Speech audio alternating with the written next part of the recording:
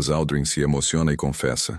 A frase é dura, direta, e não soa como marketing nem como provocação calculada. A verdade sobre a Lua é chocante. Vocês não estavam prontos. O que torna esse momento desconcertante não é apenas o conteúdo das palavras, mas quem as pronuncia, quando elas são ditas e como elas escapam. Não é um jovem em busca de atenção. Não é um teórico marginal. É Buzz Aldrin, o segundo homem a pisar na Lua.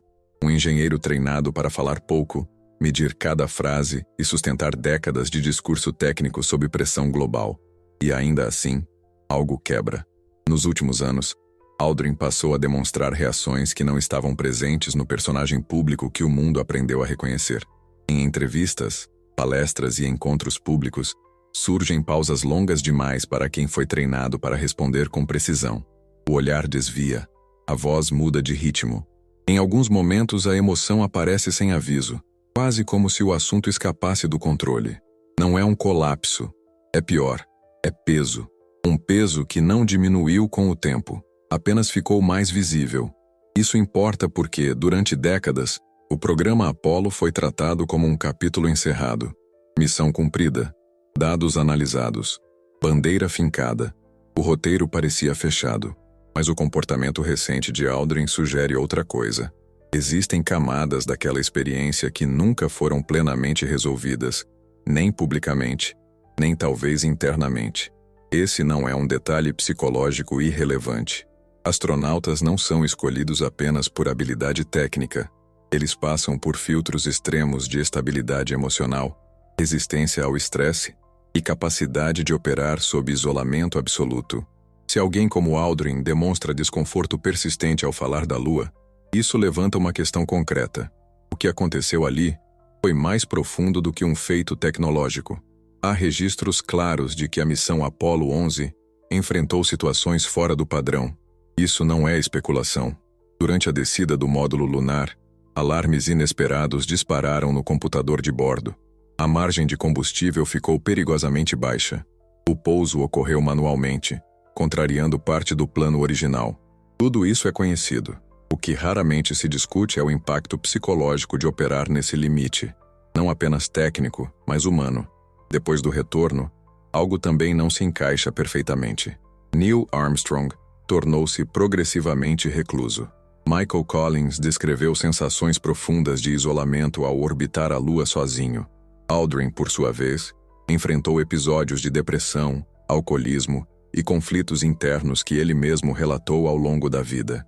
Esses fatos são documentados. O que quase nunca se pergunta é se essas consequências estão ligadas apenas à readaptação à Terra ou à experiência lunar em si. Quando Aldrin afirma que as pessoas não estavam prontas, ele não está falando como um cientista descrevendo dados brutos. Ele fala como alguém que percebeu, talvez tarde demais, que o significado daquilo que foi vivido ultrapassava o que podia ser comunicado naquele momento histórico. Em 1969, o mundo precisava de um símbolo de vitória tecnológica e política. A Guerra Fria exigia clareza, não ambiguidade. Não havia espaço para dúvidas existenciais, impactos psicológicos profundos ou perguntas que escapassem ao controle narrativo. E isso ajuda a explicar por que certas reações só aparecem agora. Há um padrão curioso quando figuras centrais de eventos extremos envelhecem. O discurso técnico se mantém, mas o corpo começa a revelar o que a linguagem tentou conter por décadas. No caso de Aldrin, isso se manifesta quando a Lua deixa de ser apenas um destino físico e passa a ser tratada como uma experiência que alterou algo fundamental na percepção humana. Não se trata de revelar segredos fantasiosos. Trata-se de reconhecer que a missão não foi apenas um passo para a ciência, mas um choque para a consciência. Esse ponto é frequentemente ignorado, porque não cabe bem em relatórios, gráficos ou celebrações oficiais, mas ele aparece nas entrelinhas, em comentários desconfortáveis, em respostas atravessadas, em silêncios que duram segundos demais, e, sobretudo, nessa frase que se repete com pequenas variações ao longo do tempo: vocês não estavam prontos. Prontos para quê? Não para a tecnologia. Essa funcionou. Não para o risco. Esse foi calculado. A implicação mais sólida é outra. Não estávamos preparados para lidar com o impacto simbólico e psicológico de sair do nosso próprio mundo e encarar o universo a partir de fora. A Lua, nesse contexto, deixa de ser apenas um corpo celeste e se torna um espelho brutal da nossa fragilidade, isolamento e pequenez.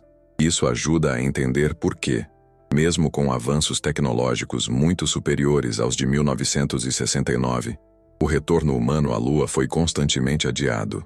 Orçamento, política e prioridades explicam parte disso, mas não explicam o silêncio emocional que cerca o tema quando antigos protagonistas são questionados fora do script tradicional.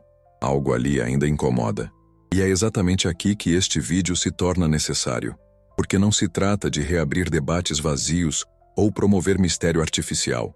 Trata-se de conectar comportamentos reais, falas documentadas e contextos históricos que, quando analisados em conjunto, revelam uma história mais densa do que aquela que foi ensinada. A emoção de Buzz Aldrin não é um acidente isolado. Ela é um sintoma tardio de uma experiência que talvez tenha sido grande demais para ser totalmente assimilada no momento em que ocorreu. E se isso for verdade, então a pergunta deixa de ser o que aconteceu na Lua e passa a ser o que aquilo fez com quem esteve lá. Em seguida, vamos entrar exatamente nesse ponto. Os relatos, os registros e os efeitos psicológicos que começaram a emergir depois que as câmeras foram desligadas, e porque eles mudam profundamente a forma como entendemos a maior conquista espacial do século XX. Quando a missão Apollo 11 terminou oficialmente, a NASA apresentou ao mundo um conjunto claro de resultados: amostras de rocha, dados sísmicos, medições de radiação, testes de mobilidade humana em baixa gravidade. Tudo isso foi documentado, analisado e arquivado. Mas há um segundo conjunto de efeitos, menos tangível e muito mais difícil de quantificar, que começou a se manifestar depois do retorno. E é exatamente aí que a história ganha profundidade. Um dos primeiros sinais de que algo não se encaixava surgiu no comportamento dos próprios astronautas. Neil Armstrong, o homem que deu o pequeno passo, praticamente desapareceu da vida pública poucos anos após a missão. Evitava entrevistas, recusava convites, limitava suas aparições a compromissos estritamente controlados. Michael Collins, que permaneceu sozinho em órbita lunar enquanto os colegas desciam, descreveu mais tarde uma sensação de isolamento absoluto, algo que ele chamou de solidão consciente, um estado mental difícil de explicar para quem nunca esteve completamente separado da humanidade. Buzz Aldrin seguiu um caminho diferente, mas não menos revelador. Ele próprio admitiu episódios prolongados de depressão e dificuldade de reintegração à vida cotidiana. Isso não é opinião, é registro histórico. O ponto raramente explorado é por que esses efeitos foram tão intensos justamente em homens preparados para situações extremas. A resposta começa a aparecer quando analisamos estudos posteriores sobre o chamado Overview Effect. Psicólogos e pesquisadores espaciais usam esse termo para descrever a mudança cognitiva profunda experimentada por pessoas que observam a Terra de fora. Astronautas relatam uma percepção radicalmente diferente de fronteiras, identidade e significado. A Terra deixa de ser o mundo e passa a ser um objeto frágil, isolado em um vazio imenso. Essa mudança não é metafórica. Exames neurológicos modernos indicam alterações reais na forma como o cérebro processa pertencimento, risco e propósito após experiências desse tipo. No final da década de 1960, esse fenômeno simplesmente não era compreendido. Não havia protocolos psicológicos adequados para lidar com ele. A prioridade era cumprir a missão, vencer a corrida espacial e demonstrar superioridade tecnológica. O impacto mental era tratado como algo secundário, quase inconveniente. Isso ajuda a entender por que certas falas de Aldrin soam hoje tão carregadas. Quando ele diz que as pessoas não estavam prontas, isso não aponta para um segredo escondido em cofres. Aponta para um choque de percepção que a sociedade não tinha estrutura para absorver. Em 1969, admitir que a maior conquista humana também havia provocado crises existenciais profundas não era uma opção aceitável. Esse choque não ficou restrito aos astronautas. Ele reverberou silenciosamente na ciência, na política e até na cultura. Após as missões Apollo, o interesse público pelo espaço caiu rapidamente. O financiamento foi reduzido. As missões tripuladas foram interrompidas. A Lua, que havia sido apresentada como o próximo passo natural, tornou-se subitamente um destino distante, quase incômodo. Isso não aconteceu por falta de capacidade técnica. Aconteceu por mudança de prioridade e, possivelmente, por uma percepção difusa de que a experiência havia sido mais desestabilizadora do que o discurso oficial admitia. Hoje, décadas depois, a ciência consegue explicar parte disso com mais clareza. Estudos sobre isolamento extremo, confinamento prolongado e ruptura de referenciais mostram padrões semelhantes em exploradores polares, submarinistas e astronautas modernos. O que diferencia a Lua é a escala simbólica. Não se trata apenas de estar longe. Trata-se de olhar para a própria origem de fora. No cotidiano do espectador, esse impacto se manifesta de forma surpreendentemente próxima. A sensação de deslocamento que muitas pessoas relatam hoje, crises de propósito, questionamentos sobre identidade, dificuldade de se sentir parte de algo maior, ecoa, em menor escala, o mesmo tipo de ruptura cognitiva. A diferença é que os astronautas viveram isso de forma concentrada, abrupta e sem preparação cultural. Quando Aldrin demonstra emoção, ele não está revisitando um evento técnico. Ele está acessando um ponto de ruptura pessoal que nunca foi completamente integrado. Isso explica por que suas falas não seguem um roteiro claro. Elas surgem como fragmentos de algo que foi sentido antes de ser compreendido. Se você chegou até aqui, vale se inscrever no canal e curtir o vídeo, não como um gesto automático, mas porque esse tipo de análise, baseada em fatos, comportamento humano e ciência real, raramente encontra espaço no debate público. E é exatamente esse espaço que estamos construindo aqui. Há ainda um dado pouco comentado que reforça tudo isso. Em entrevistas recentes, quando questionados sobre um retorno humano à Lua, vários astronautas e especialistas usam uma linguagem curiosamente cautelosa. Falam de desafios técnicos, sim, mas também mencionam a necessidade de preparação psicológica, algo que quase não aparecia nos discursos originais. Isso não é coincidência, é aprendizado tardio. A revelação parcial que fica é clara. A maior consequência da ida à Lua não foi tecnológica nem política, foi humana, e ela foi subestimada. O desconforto visível de Buzz Aldrin é apenas a face mais pública de um impacto que levou décadas para começar a ser compreendido. Porque mesmo agora, com todo o avanço científico disponível, ainda existe resistência em falar abertamente sobre esse impacto, e o que isso diz sobre o quanto, talvez, ainda não estejamos prontos. Depois de tudo o que foi apresentado até aqui, a questão deixa de ser o que aconteceu na Lua e passa a ser o que fizemos com aquilo que aconteceu. Porque ignorar esse tema não é neutro. Ignorar tem consequências, e elas não se restringem ao passado. Elas moldam diretamente as decisões científicas, políticas e existenciais que ainda estão sendo tomadas hoje. O desconforto visível de Buzz Aldrin não é um detalhe humano isolado, nem um efeito colateral menor da fama. Ele é um sinal de alerta tardio, um indicativo de que a maior conquista tecnológica do século XX produziu um impacto que ultrapassou a capacidade cultural da época de compreender, integrar e comunicar. A humanidade chegou mais longe do que estava preparada para entender. Quando esse tipo de impacto é ignorado, ele não desaparece. Ele se desloca. Ele se manifesta em adiamentos constantes, em discursos cuidadosamente filtrados, em programas espaciais que avançam tecnicamente, mas recuam simbolicamente. A Lua, por décadas, deixou de ser apresentada como um próximo passo natural e passou a ser tratada como um destino distante, quase abstrato. Isso não aconteceu por limitação de engenharia, aconteceu por limitação de significado. Do ponto de vista científico, as consequências são claras.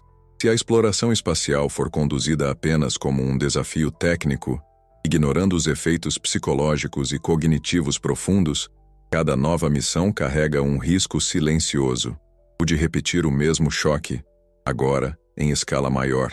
Missões a Marte, estadias prolongadas fora da Terra, colônias espaciais, Tudo isso exige mais do que foguetes e cálculos orbitais. Exige um entendimento profundo de como a mente humana reage quando seus referenciais mais básicos, lar, céu, horizonte, pertencimento, são quebrados. Filosoficamente, o impacto é ainda mais desconfortável. A ida à Lua confrontou a humanidade com uma verdade simples e brutal. Não somos o centro de nada. Vistos de fora, somos um ponto frágil, isolado, sustentado por uma cadeia improvável de condições. Esse tipo de percepção não se encaixa facilmente em narrativas de progresso contínuo, controle absoluto ou destino manifesto. Ela exige humildade. E a história mostra que a humanidade raramente lida bem com isso. É aqui que o silêncio começa a parecer menos acidental. Não no sentido conspiratório superficial, mas no sentido estrutural. Certos temas simplesmente não avançam porque desestabilizam demais. Eles não produzem consenso rápido, não geram slogans, não servem bem à política nem ao marketing científico. Falar abertamente sobre o impacto psicológico e existencial da exploração espacial significa admitir que o avanço tecnológico pode nos levar a lugares que ainda não sabemos habitar internamente. Esse é o ponto mais desconcertante de todos. Não é que algo específico esteja sendo escondido do público em arquivos secretos. É que a pergunta central nunca foi realmente enfrentada. O que acontece com uma espécie quando ela percebe de forma irrefutável o quão pequena e vulnerável ela é no universo? A reação emocional de Aldrin, décadas depois, sugere que essa percepção não foi um momento passageiro.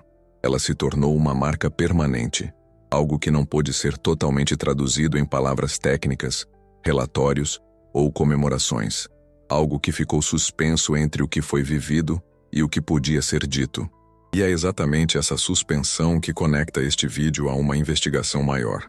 Quando começamos a questionar não apenas onde estamos no universo, mas o que o universo representa, entramos em um território que a ciência tradicional raramente explora de forma direta. Um território onde consciência, observação e realidade deixam de ser conceitos separados. Ignorar esse debate significa repetir o erro original. Avançar sem integrar. Conquistar sem compreender. Celebrar sem assimilar. E a história mostra que sempre que fazemos isso, o custo aparece depois, na forma de crises de sentido, conflitos internos e decisões mal preparadas. Talvez a frase mais honesta dita sobre a Lua não tenha sido técnica, nem política. Tenha sido essa, carregada de silêncio e emoção. Vocês não estavam prontos. A pergunta que fica agora é muito mais incômoda do que qualquer mistério espacial. Depois de tudo o que sabemos hoje, será que estamos? Se esse vídeo provocou mais perguntas do que respostas, ele cumpriu seu papel. Inscreva-se no canal, curta e deixe seu comentário. Não para concordar, mas para participar dessa investigação que não é sobre o espaço, é sobre nós.